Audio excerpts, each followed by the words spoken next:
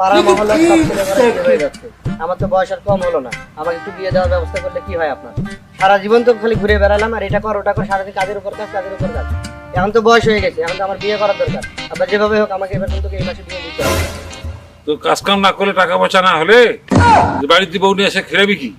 আমার বাবার কি কম আছে? এবার যদি আমাকে বিয়ে না দেন, এই যে আমার দড়ি, এবার কিন্তু ফার্স্ট টাইম আমাকে জানাই।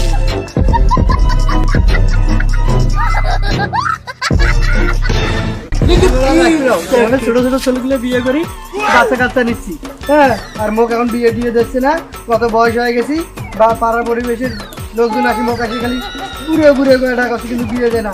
আব্বার পাশেও বিয়ে দেওয়ার কথা, আব্বা বিয়ে দেয়, এরা ফার্স্ট টাইম কিন্তু মরে নিজের হোক এই জীবনে রাখতে নাও।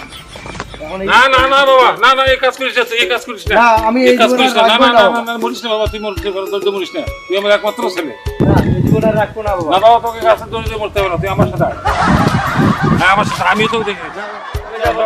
না, না, আমি যাবো না। এই গাছে